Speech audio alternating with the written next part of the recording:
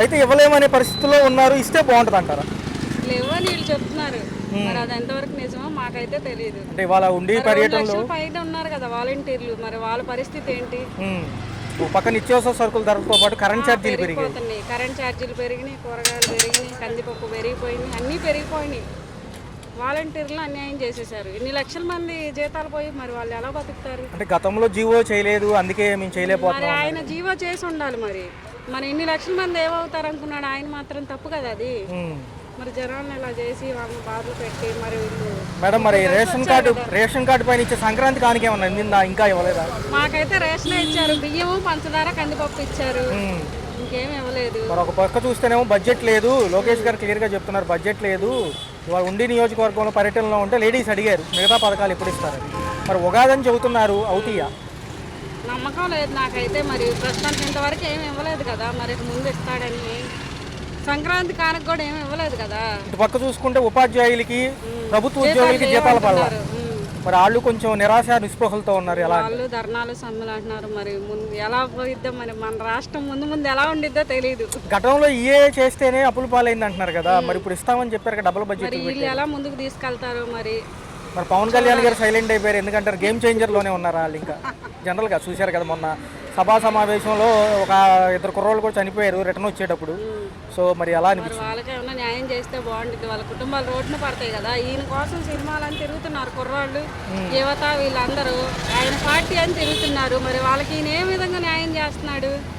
మా పవన్ కళ్యాణ్, మా జనసేన అని తిరుగుతున్నారు, మా వాడు అని. వాళ్ళకి ఏమైనా చెయ్యాలి. ఈయన సినిమాలు చూసుకుంటా ఈయన చేసుకుంటా ఉంటాం కాదు, అదేది పరిహారం ఏదో చేశాడు కదా, అవన్నీ చేసే బదులు ఇలాంటి జనాలకి ఏమైనా ఉపాధి ఇస్తే బాగుంటుంది. మరి ఏమంటారు? ఈయనేమో ఎంతసేపటికి ఇంకా పాత గవర్నమెంట్ తిట్టే యోచనలోనే ఉంటున్నారు. జనవరి 27 నుంచి జగన్మోహన్ రెడ్డి గారు సంపద సృష్టిస్తానంటున్నాడు కదా, సృష్టించి చూపించాలని మేము ఆశపడుతున్నాం. సంపద సృష్టికి మార్గాలు ఉన్నాయి కదా మేడం. ఒక పక్క కరెంటు బిల్లు ఉంది, వాలంటీర్ల జీతాలు సరిపోతాయి కదా. జీతం ఏంది వాళ్ళకి? ఇంతవరకు జీతాలు వేయలేదు. వాళ్ళు రోడ్డును పడినట్టే, ఒక విధంగా ఆ కుటుంబాలన్నీ పోయినట్టే. రేపు మోడీ గారు వస్తున్నారు మరి విశాఖపట్నం, మరి అక్కడ ఏమైనా మాట్లాడతారా స్టేట్కి ఇచ్చే నిధుల గురించి, లేకపోతే ఊరిని వచ్చి వెళ్ళిపోతారా? ఏం చెప్తాడో మనకు మాత్రం ఏం తెలుసు. మనం టీవీలో చూడటం వరకే కదా, ప్రేక్షకులమే మనం. అంటే ఈ డోలా బాలాంజనేయులు, వీర బాలాంజనేయులు గారు ఏమంటున్నారంటే పుట్టన బిడ్డకి పేరు ఎలా పెట్టాలి అంటున్నారు. మరి ఆయన శాఖ మంత్రి కదా, అదేంది వాలంటీర్ మంత్రి కదా, మరి ఇంకా ఆయనకి ఆ పదవి ఎందుకు? మరి ఆయన ఏ విధంగా న్యాయం చేయని కాడికి. మరి ఇటు పక్క పేదవాళ్ళు చూస్తే ఆరోగ్యశ్రీ ప్రైవేటు హాస్పిటల్లో తీసేశారు, గవర్నమెంట్ హాస్పిటల్లోనే రన్ అవుతుంది. 17,000 కోట్లు బకాయిలు ఇవ్వలేమని చెప్పి ఆపేశారు. మరి ఏంటి పరిస్థితి? మరి గుండె ఆపరేషన్ వాళ్ళు, కిడ్నీ ట్రాన్స్ప్లాంటేషన్ వాళ్ళు కానివ్వండి, డయాలసిస్ మీద వెళ్ళేవాళ్ళు, మరి వాళ్ళ పరిస్థితి ఏంటి? వాళ్ళ పరిస్థితి అంటే ఉంటే చూపించుకుంటారు, లేకపోతే ఇంట్లో ఉంటారు, ఇంకంతే కదా. వీళ్ళని అడుగుతుంటే రోడ్లు పూడ్చే పనిలోనే ఉన్నామంటున్నారు వీళ్ళు. మరి ఆడవాళ్ళకి 1500, మరి నిరుద్యోగ భృతి, తల్లికి 100, ఇవన్నీ అవుతాయా? అయ్యేటట్టు ఏం లేవు సార్, ఇవేం అవ్వవు. అవుతుంది.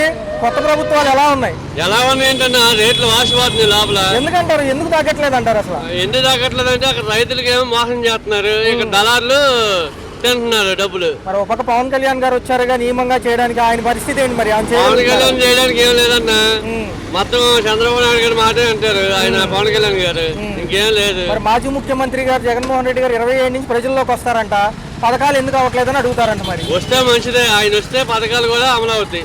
గతంలో చూసుకుంటే 9 పథకాలు, వాటిని 6 పథకాల కింద చేసి ఎక్కువ ఇస్తామన్నారు. మరి ఎలా ఉండబోతుంది? ఇస్తారా? అంటే ఉగాది నుంచి చెప్పేది, ఉగాది నుంచి మహిళలకు ఉచిత బస్సు ప్రయాణం, తర్వాత మహిళలు 18,000 దాటిన వాళ్ళకేమో 1500. అన్ని మహిళలకి 18,000 దాటితే ఇస్తా అన్నారు, 18,000 దాటితే ఇస్తా అన్నారు, మనిషికి 1500 ఇస్తా అన్నారు. ఏమి ఇచ్చారు? అంటే ఖజానాలో డబ్బులు లేవంటున్నారు వీళ్ళు. ఖజానాలో ఇగో వైఎస్ జగన్ వెళ్ళేటప్పుడు 7,500 కోట్లు వదిలి వెళ్ళాడు. ఇప్పుడు ఇచ్చారా? అసలు ఖజానాలో డబ్బులే లేవన్నారు. మరి లోకేష్ గారు వాలంటీర్లు పక్కన పెట్టారు. మా పరిస్థితి ఏంటంటే వాలంటీర్లు మన నాశనం ఇంటింటికి వచ్చి బాబు ప్రజలు బయటికి వెళ్లకుండా వాలంటీర్లు ఇంటింటికి వచ్చి అన్ని చూసుకునేవాళ్ళు. ఇప్పుడు వాలంటీర్లు మోసం చేసి 10,000 ఇస్తానని చెప్పి వాళ్ళకి జీతాలు కూడా లేవు. ప్రైవేట్ హాస్పిటల్లో ఆరోగ్యశ్రీ తీసేరండి, ఎందుకంటే నాకు ఆపరేషన్ అయ్యింది. మరి ఏంటి పరిస్థితి ఏంటి? తీసేరండి. మరి ఇప్పుడు స్టంట్లు, గుండె ఆపరేషన్ చేసుకున్న వాళ్ళ పరిస్థితి ఏంటి? అది ప్రతిపక్షాలు గట్టిగా మాట్లాడితే వీళ్ళు మాట్లాడతారండి గట్టిగా. సంక్రాంతి కానికి ఏమైనా ఇచ్చారా? ఏది రేషన్ లేదండి. ఎందుకంటున్నారు? బియ్యానికి కూడా డబ్బులు తెంగారు. మరి చూసుకుంటేనేమో రేపు మోడీ గారు విశాఖపట్నం వస్తున్నాడు, మరి ఏంటి మరి వీళ్ళు ఏమైనా మాట్లాడతారు? ఆల్రెడీ విశాఖ ఉక్కోళ్ళు సమ్మెకి దిగారు మా క్లారిటీ ఏమండి, ఇవ్వాలని. మోదీ గారు పవన్ కళ్యాణ్ గారు కట్టుకున్నారండి. ఈ చంద్రబాబు నాయుడు మోసం. గతంలో అప్పుల పాలైపోతుంది పథకాల వల్ల అన్నాడు. ఇప్పుడు మరి ఈయన చేసి 1,00,000 కోట్లు చేశాడు మొన్న అమరావతి కోసం. 6 నెలలు 7 నెలల్లో 1,00,000 కోట్లు అప్పులు చేశాడు. ఎవరికి పంచాడు? ఎవరికి పంచాడు? ఏ అదవ పంచాడు? వాళ్ళే తిన్నారు మొత్తం. మరి ఉగాది నుంచి ఇస్తామని అన్ని డొల్ల కవర్లేను అయితే వాళ్ళ అమ్మ మొగళ్ళు ఎత్తారు. మరి చూసుకుంటే కాదు అన్న ఒక నిమిషం. ప్రభుత్వ ఉద్యోగులకు 1వ తారీఖు జీతాలు వేస్తా ఉన్నారు. ఈ రోజు అంతా 7వ తారీఖు. ఇప్పుడు వరకు జీతాలు లేవు. ప్రభుత్వ టీచర్లకు కూడా లేవు.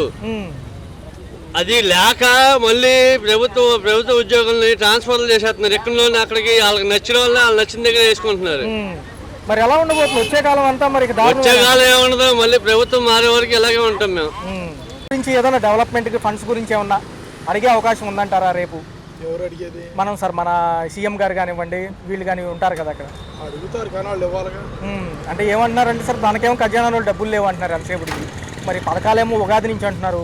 కొంచెం అమలు అయితే బాగుంటుంది అనేది జనం ఆశ. మరి ఏమంటారు సార్ దాన్ని? అమలు అయితే మంచిదే కానీ మరి లేట్ అవుతుందో తెలీదు. ఓకే, మళ్ళీ అందరు కాదు పైనుంచి అనేది ఇక నమ్మకం తక్కువ. నిన్న మొన్న కూడా ప్రభుత్వ ఉద్యోగులు ఉపాధ్యాయులు ఇద్దరు కూడా ఇంకా జీతాలు పడలేదు, 1వ తారీఖు ఇస్తారని వాళ్ళు పాపం కొంచెం నిరాశగా ఉన్నారు. వాళ్ళకంటే ఏదో ఒక రోజు జీతం వస్తుంది, మామూలు వాళ్ళకి రాదుగా. వాళ్ళకంటే నెలలో ఏదో ఒక రోజు జీతం వస్తుంది, మళ్ళీ నెలలో వస్తుంది. వాళ్ళకి ప్రాబ్లం కాదు, మామూలు జనం సంగతి చూడాలిగా. ఇంకోటి ఏంటంటే సార్ పెద్ద విషయం, కొంచెం ప్రైవేట్ హాస్పిటల్ ఆరోగ్యశ్రీ కట్టు. రెండోది ఏంటంటే తర్వాత ఏప్రిల్ నుంచి మళ్ళీ అమలు అంటున్నారు. బీమా పథకం కింద జాయిన్ చేస్తారంట. కట్ అనేది తెలీదు, మీరు చెప్తున్నారు మరి బీమా అని. ఏదైనా యూజ్ఫుల్ ఉంటే మంచిది మనకైనా. ఏదైనా ఆరోగ్యం ముఖ్యం కదా అన్నిటి మీద. దానికి అనేది మాత్రం నిధులు కేటాయించాలి ఎవరైనా. లోకేష్ గారు ఏమంటున్నారంటే వాలంటీర్లని తీసుకోవడం కుదరదని నిన్న కూడా చెప్పారు సార్. ఉండి నియోజకవర్గ పర్యటనకి వెళ్ళారు, అక్కడ అడగడం జరిగింది. మరి వీళ్ళు కూడా విశాఖపట్నంలో కూడా ప్రెస్ మీట్లో చెప్పారు. అంటే కొంచెం లీగల్ ఇష్యూస్ వాళ్ళు తీసుకోలేకపోతున్నాం, ఉంటే మంచిదేనంటారా? ఉంటే అంటే మరి వాళ్ళు పనులు ఏం చెప్తారనేది తెలియదు కదా. మరి ఇప్పుడు పథకాలు ఈ లేనప్పుడు మరి ఏంటంటే తెలియదు. జగన్ గారు ఏమో 27 నుంచి ఫీల్డ్లోకి వస్తారంట సార్, పాదయాత్ర. మాజీ ముఖ్యమంత్రి గారు కాబట్టి ఎలా ఉండబోతుంది? ప్రజలు ఆహ్వానిస్తారా మళ్ళీ? ఈ ఎలక్షన్ ఎప్పుడు చాలా టైం ఉంది కదా, ఇప్పుడు ఏముంటుంది? వచ్చినా వచ్చి అవుతుంటారు అంతే. ఉన్నప్పుడు పట్టించుకోవాలి కదా ఎవరైనా. కేంద్రం ఏమో ఆర్థిక సంవత్సరం నుంచి జీఎస్టీ పెంచుతానంటుంది మళ్ళీ. మరి ఇవన్నీ కూడా బాగాలేనంటారు. జిఎస్టీ పెరిగే ఉంది. ఎలా ఉండబోతుంది సార్? 4 ఏళ్ళు అభివృద్ధి అంటున్నారు. ఎలా ఉండేది ఏం లేదు, ఏదో రకంగా ఇప్పుడు మనం బ్యాంకులో డబ్బులు వేసినా తీసినా డబ్బులు కట్ అయితేనే ఉన్నాయి. ఇంకంతే కదా, ప్రతి మనిషికి తలకాయకి ఇంత అప్పే కదా సార్ మళ్ళీ.